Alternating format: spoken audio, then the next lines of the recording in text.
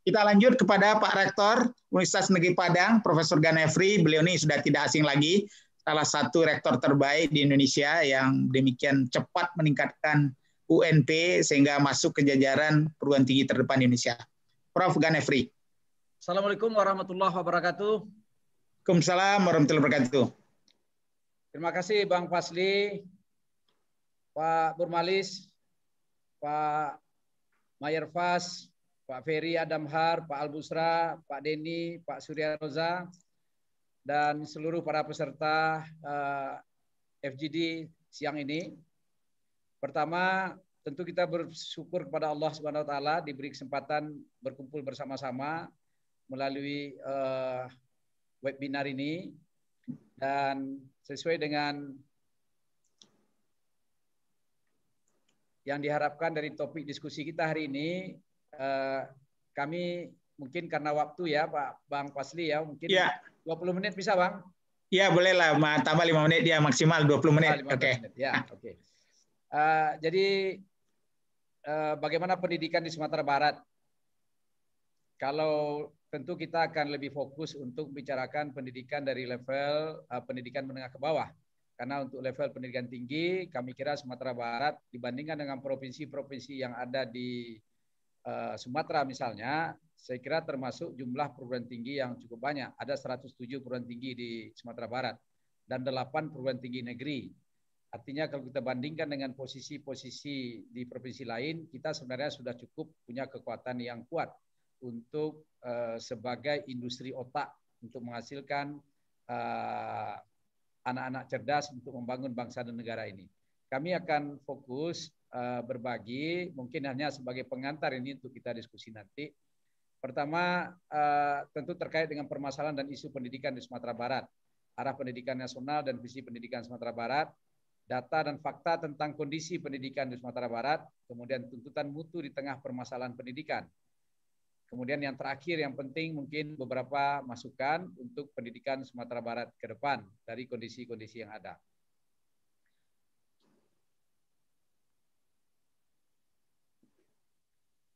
Bapak Ibu yang saya hormati,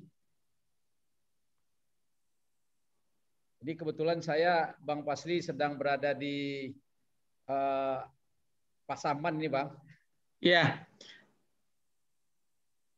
Ya mudah-mudahan tidak ada gangguan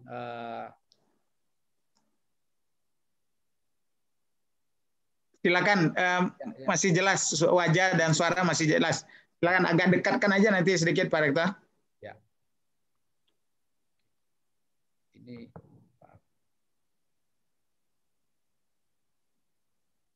oke. 5 permasalahan ini saya ambil dari Renstra Pendidikan Sumbar 2016-2020. Pertama terkait dengan peran pelaku pembangunan pendidikan belum optimal, pendidikan kualitas pembelajaran belum maksimal, pelaksanaan wajib belajar pendidikan 12 tahun yang berkualitas ini juga belum maksimal, peningkatan manajemen guru, pendidikan guru, dan penguatan lembaga pendidikan dan tenaga pendidikan. Kemudian yang sangat penting sekali mungkin gejala yang muncul adalah memudarnya karakter siswa dan jati diri atau disintegrasi bangsa. Ini isu-isu 5 permasalahan yang saat ini muncul di Sumatera Barat. Ini kita ambil dari data Renstra Pendidikan Sumbar 2016-2020.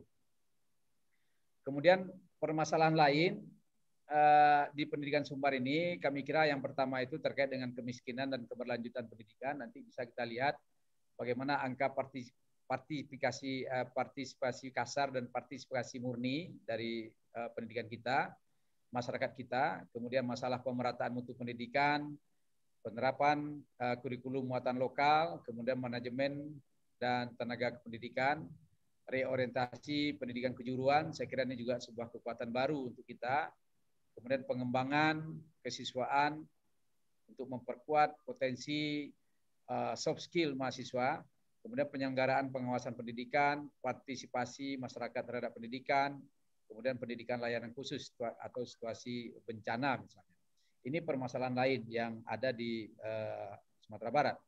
Isu-isu yang baru tentang pendidikan di Sumar, kami kira yang pertama tentu terkait dengan kebijakan Menteri Pendidikan dan Kebudayaan, kebijakan kita semua terkait dengan implementasi gerakan Merdeka Belajar. Kemudian pendidikan di masa pandemi, toleransi dalam pendidikan, reformasi pelayanan berbasis digital, kemudian kemitraan lembaga pendidikan dan lembaga lain. Ini saya kira isu-isu baru yang kami kira ke depan ini juga harus menjadi perhatian kita. Kalau kita lihat arah pendidikan nasional, saya kira sasaran dari Kemendikbud 2020-2024 itu sudah difokuskan. Mungkin Pak Dirjen kemarin juga sudah menyampaikan meningkatnya pemerataan layanan pendidikan bermutu di seluruh jenjang, meningkatnya kualitas pembelajaran dan relevansi pendidikan di seluruh jenjang, menguatnya karakter peserta didik, meningkatnya kemajuan pelestarian bahasa dan kebudayaan, kemudian menguatnya tata kelola pendidikan dan kebudayaan yang partisipatif, transparan, dan akuntabel. Kemudian Bapak dan Ibu, saya ingin menyampaikan bagaimana data dan fakta pendidikan di Sumatera Barat. Mungkin ini juga mudah-mudahan ini juga menjadi bahan diskusi kita dan juga mungkin masukan pertimbangan untuk Pak Dubes yang mungkin ingin melihat Sumatera Barat dalam kondisi yang real.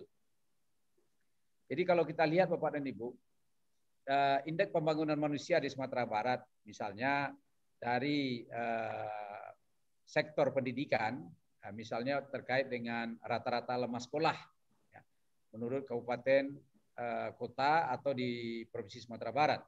Jadi kalau rata-rata lemah sekolah anak-anak kita di Provinsi Sumatera Barat itu baru 8,99. Artinya belum tamat SMP, Bapak Ibu. Baru kelas 3. Ya, baru kelas 3 SMP. Itu rata-rata di Sumatera Barat. Nah, itu fakta, data yang memang itu kondisinya berbeda. Angka tertinggi itu ada di Padang Panjang, ya, artinya rata lama sekolah itu ada di Padang Panjang 11,62. Artinya ini sudah mulai tamat SMA. Ya, ini khusus Padang Panjang. Nomor 2 itu di Padang dan 3 besar itu ya Bukit Tinggi yang nomor 3. Jadi pada umumnya di kota ini masih cukup bagus. Tapi di kabupaten kota ini yang kita prihatinkan. Oleh sebab itu, saya kira sentuhan kita ke depan, bagaimana bisa meningkatkan indeks pembangunan manusia terkait di sektor pendidikan ini. Karena kalau kita lihat di Pasaman misalnya, ya, atau di Kabupaten Solo yang dekat dengan kita, ya, Kabupaten Solo itu baru kelas 1 SMP, Bapak dan Ibu, ya, rata-rata lama sekolahnya. Dan memang kenyataannya seperti itu. Dan tidak bisa data-data statistik ini saya kira sangat memungkinkan bisa kita validasi. Dan kalau kita lihat kenaikannya dari tahun ke tahun, indeks pembangunan manusia itu tidak signifikan, sangat kecil sekali. Pertumbuhan dari 2018, 2019 sampai 2020. Kita bandingkan dengan daerah-daerah lain misalnya. Jadi kalau kita lihat di Riau Pak Ibu, tetangga kita, Riau dan Kepulauan Riau. Ternyata rata-rata lama sekolah anak Riau lebih baik daripada kita. Rata-rata anak lama sekolah anak Kepulauan Riau lebih baik daripada kita. Sumatera Barat hanya 8,92, sedangkan Riau itu sudah 9,03. Artinya Riau yang dulu Sumatera Tengah yang bagian daripada pecahan kita, ini ternyata mereka dari sisi kepedulian terhadap pendidikan ini mereka terus berkembang. Dan tidak bisa kita pungkiri juga, ya, karena beberapa lulusan-lulusan terbaik dari perguruan tinggi yang ada di Sumatera Barat ini, pada umumnya mereka berimigrasi ke provinsi tetangga, Riau dan Kepulauan. Dan untuk kita ketahui saja, guru-guru yang ada di Kepulauan Riau itu mungkin 60% berasal dari Sumatera Barat. Dan ini kondisi real yang ada di tempat kita. Sedangkan kalau kita lihat dari rata-rata harapan lama sekolah, ini memang di Kota Padang yang paling tertinggi. Sudah pada harapan rata-rata lama sekolah itu sudah di level sarjana, ya, atau sarjana muda. Dan ini saya kira karena dua data ini Bapak dan Ibu yang saya kira artinya tinggal hanya sentuhan. Karena harapan lama sekolah ini cukup bagus. Rata-rata sudah di tamat SMA. Jadi sehingga ini tentu langkah-langkah apa yang harus kita lakukan untuk meningkatkan indeks pembangunan manusia kita, khususnya di sektor pendidikan ini. Ini untuk nasional, yang saya kira sama kondisinya. Ya, artinya dibanding dengan Provinsi Riau, ya kalau rata-rata harapan lama sekolah Pak Ibu, Sumatera Barat lebih tinggi daripada Riau, daripada Kepulauan Riau atau provinsi tetangga misalnya, khusus untuk harapan lama sekolah. Kemudian kalau kita lihat angka partisipasi kasar, ya, dan kita bandingkan juga dengan angka partisipasi murni, artinya anak-anak kita yang tamat SD, yang akan melanjutkan ke SMP, ini kecenderungan menurun. Saya kira ini perlu menjadi perhatian kita semua. Anak-anak SD, tamat SD, mereka ingin melanjutkan pendidikannya ke level SMP, jumlahnya semakin lama semakin menurun. Nah, tapi dari SMP ke SMA, ini ada kecenderungan peningkatan. Dari SMP ke SMA. Ini di APM di SMA. Ini yang hijau ini adalah, yang biru ini adalah APM untuk SMP. Sedangkan yang merah ini adalah untuk SD.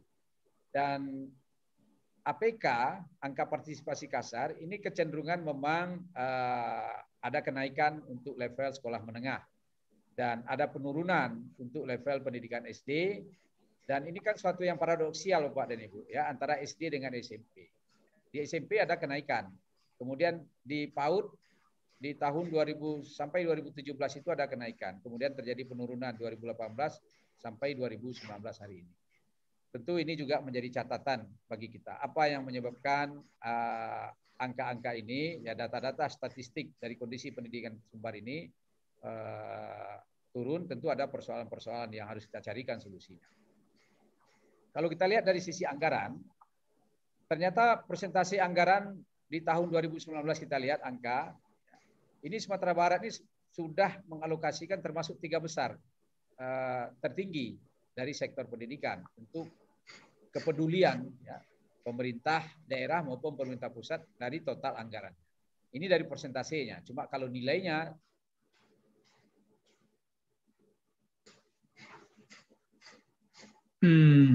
kita kehilangan suara Pak Rektor ini. Karena beliau dari Pasaman ya. Bagaimana Bu Yuli, terputuskah? Terputus, Pak.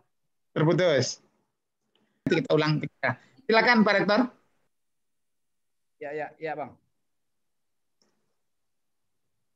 Masih bukan? Oh ini masih ya.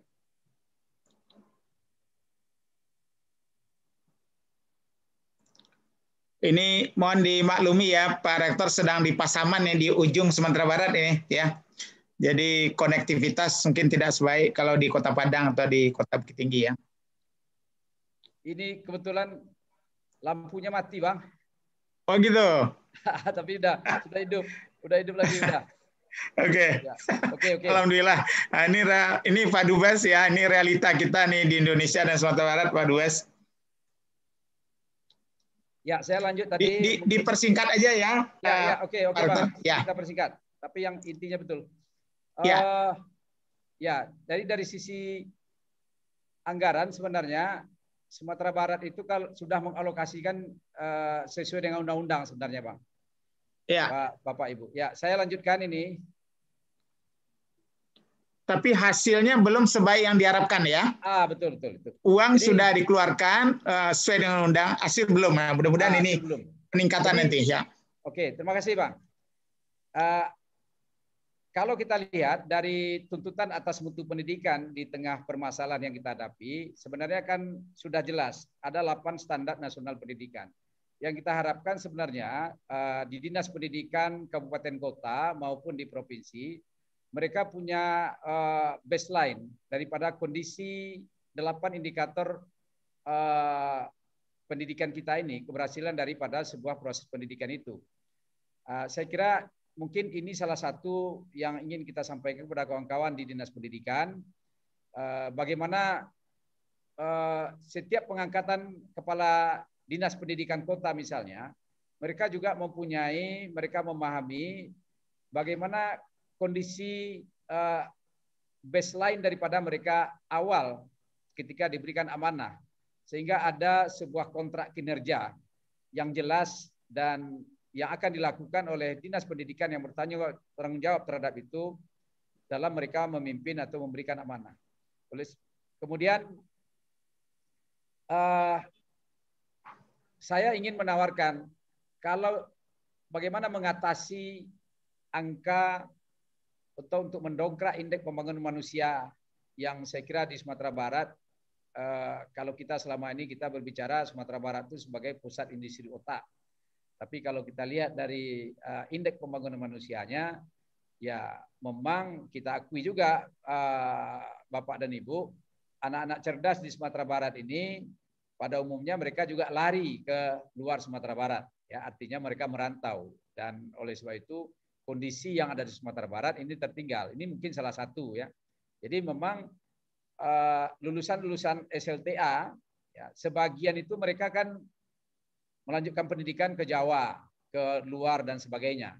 Nah, oleh sebab itu khusus yang ada di daerah kita ingin menawarkan sebuah solusi model pendidikan partisipatif, pendidikan berbasis nagari. Ini yang kita butuhkan untuk mendongkrak indeks pembangunan manusia yang tadi saya sampaikan rata-rata itu di Sumatera Barat, rata-rata lama sekolah itu baru kelas 3 SMP.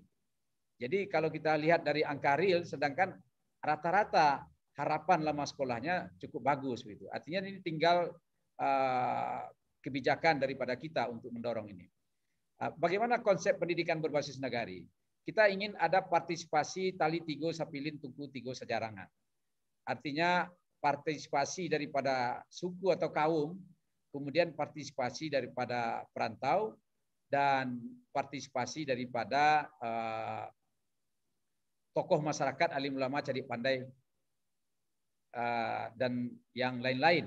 Nah, oleh sebab itu, saya dulu masih ingat Pak Bang Pasli, ketika kami kebetulan berasal dari Nagari Tujuh Koto Talago. Mama saya itu Prof. Kamardi Talut, Bang Pasli, beliau ke orang gaib kita, ke emak kita, beliau sampaikan itu. Kalian enam perlu anak kalian sekolah sadonnya. Biarlah kurang-kurang makan, yang perlu sekolah. Nah, itu ditekankan betul oleh nenek mama kita. Bagaimana mereka menekankan kepada anak kemenakannya untuk apapun caranya, tidak boleh ada anak kemenakan di masing-masing suku kaum itu putus sekolah. Jadi kalau kita lihat daripada angka partisipasi murni tadi, ini kan banyak mereka terlantar. Tamat SD, 100 tamat SD, kemudian yang melanjutkan SMP itu terus berkurang. Mungkin hanya 80 atau 70. Demikian juga tamat SMP, melanjutkan ke SMA juga terus berkurang.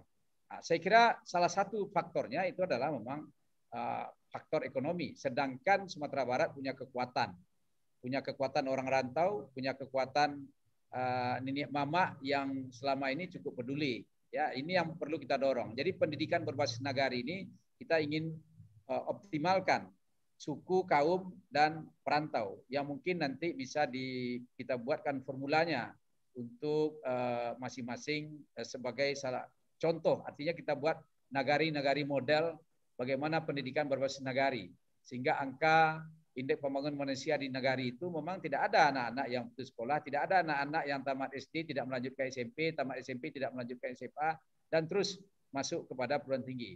Dan alhamdulillah di kampung kami di Tujuh Koto itu Pak Bang Pasli, itu setiap rumah itu minimal ada satu sarjana di sana. Setiap rumah itu. Dan itu yang ditanamkan. Jadi nenek mama kita, orang rantau, dia sangat peduli. Tidak boleh ada anak-anaknya yang menganggur di kampung itu. Kemudian dia tarik, dia bantu. Nah, saya kira mungkin ini terus kita tumbuhkan.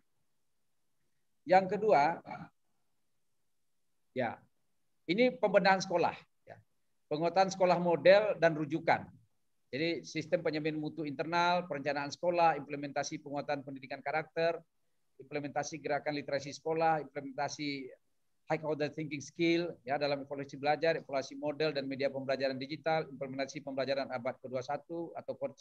Tolong slide-nya Pak Rektor, slide-nya dipindahin. Oke, kemudian udah pindah, Bang? Belum, masih yang berbasis nagari. Oh ini. Oh, enggak pindah ya. Oke, sebentar. Oke, enggak apa-apa lah, kita dengar aja. Silakan. Oke, saya ini. Kemudian yang penting yang ingin saya sampaikan di sini adalah pembenahan sekolah ini pendidikan multikultural yang saya kira ini mungkin perlu kita ya saya terus terang juga Bang, ini juga agak prihatin dengan kondisi Sumatera Barat hari ini dalam menyikapi berbagai isu-isu terkait dengan kebijakan-kebijakan daripada kementerian yang saya kira mungkin ke depan ini kadang-kadang akan merugikan Sumatera Barat. Jadi oleh sebab itu saya ingin mencanangkan penekanan mungkin untuk dinas pendidikan, pendidikan multikultural ya. Jadi kita melihat kemarin ada kasus SKB 3 Menteri yang saya kira disikapi dengan sangat emosional oleh sebagian kalangan yang saya kira seolah-olah pemicu SKB 3 Menteri itu adalah persoalannya disebabkan oleh Sumatera Barat. Mungkin ini kami perlu sampaikan juga kepada Pak Dubes. Sebenarnya saya berbicara langsung juga dengan pengambil kebijakan. Persoalan ini sebenarnya muncul SKB 3 Menteri itu terjadi persoalan pertama persoalan di Bali, kemudian persoalan di Papua, di mana anak-anak kita di Bali misalnya yang minoritas Muslim, mereka tidak dapat menggunakan identitas keagamaannya ketika mereka sekolah di sekolah-sekolah negeri. Demikian juga di Papua. Saya kira mungkin itu tidak diupload begitu besar, gitu ya, tidak di blow up. Tetapi ketika terjadi sebuah oknum, seorang oknum melakukan pemaksaan misalnya di Sumatera Barat, padahal itu oknum, padahal peraturan sekolah sendiri juga tidak mewajibkan. Ini muncul, ya muncul sehingga lahirlah SKB 3 Menteri. Jadi SKB 3 Menteri ini sebenarnya untuk melindungi anak-anak kita. Sekarang anak-anak kita di Bali itu mereka bebas karena SKB 3 Menteri ini melarang sekolah untuk ketika anak-anaknya menggunakan identitas keagamaannya, dia berpakaian Muslim dan sebagainya ke sekolah, tidak boleh dilarang dan tidak boleh juga diwajibkan mereka harus memakai identitas keagamaan. Saya kira ini sebuah jalan tengah pemikiran yang saya kira untuk Indonesia ke depan. Oleh sebab itu, saya kira di Sumatera Barat, kita perlu penekanan terkait pendidikan multikultural ini. Kita belajar dari founding father kita, yang saya kira juga punya pemahaman yang berbeda-beda. Ya, kita lihat ada yang religius, nasionalis, yang sosialis, dan sebagainya. Tapi mereka punya pemikiran-pemikiran yang luar biasa untuk negara kesatuan Republik. Oleh sebab itu, keberagaman yang kita miliki, keberagaman suku, keberagaman etnis, keberagaman agama, saya kira ini perlu kita tekankan kembali, sehingga kita bisa. Baik. Kemudian yang terakhir ini, Bang, yang terakhir ini sebagai masukan untuk closing statement, saya kira kita perlu merumuskan peta jalan pendidikan Sumbar untuk jangka panjang. Dengan mengacu pada peta jalan pendidikan nasional tentunya, ya proses penggarapannya. Peta jalan pendidikan akan mempengaruhi platform pendidikan Sumbar. Siapapun kepala daerahnya nanti, siapapun bupatinya, siapapun wali kotanya. Kalau kita sudah punya peta jalan, saya kira ini akan menjadi acuan. Kemudian yang kedua, pendidikan Sumbar itu perlu pencirian, ya, perlu penciri, kekasan. Maka sebuah kurikulum, saya kira perlu sebuah kurikulum yang mengadopsi keunggulan dan potensi lokal di tengah persaingan global. Misalnya kami di UNP sekarang membuka prodi kuliner Minang, Bang, di Kota Payakumbuh. Kita membuat teaching factory, pusat sentral rendang yang akan kita ekspor ke Arab Saudi. Tapi sayang pandemi, semua sehingga terganggu, ya, karena jemaah haji tidak ada. Tapi ini adalah suatu pencirian. Dan sekarang ini UNP itu saya kira kita fokus ke internasionalisasi. Kemudian membumikan pendidikan karakter melalui penguatan pendidikan karakter dengan memadukan karakter budaya lokal dengan karakter agama dan karakter bangsa. Dan yang keempat, saya kira penerapan pendidikan multikultural mengadaptasikan keberagaman atau kebenyemukan masyarakat di Sumbar. Mungkin sedikit terakhir, saya ingin sampaikan juga, Bang Pasli, ini kebetulan ada Pak Dubes. Kebetulan UNP saat ini kami punya mahasiswa itu 46.000, Bang Pasli, hari ini. Dan kita punya kampus di 6 kabupaten kota hari ini. Dan saya kira prodi kita ada 107 dan 32 itu adalah program pasca sarjana S2 dan S3. Dan insya Allah kami akan membangun kerjasama, akan memanfaatkan Bapak-Bapak Dubes yang ada hari ini untuk meningkatkan internasionalisasi daripada Universitas di Padang. Kami mohon bantuan juga nanti kepada Pak Dubes Belanda, Pak Dubes Vietnam, Pak Dubes Yunani, Pak Dubes Ethiopia, dan juga UNESCO, Pak Chun. Saya kira mudah-mudahan nanti kita bisa pendidikan di Sumbar bisa lebih baik. Saya kira itu beberapa pertanyaan dari kami, Bang. Terima kasih. Assalamualaikum warahmatullahi wabarakatuh. Waalaikumsalam. Terima kasih. Kita berikan tepuk tangan yang hangat untuk Pak Rektor.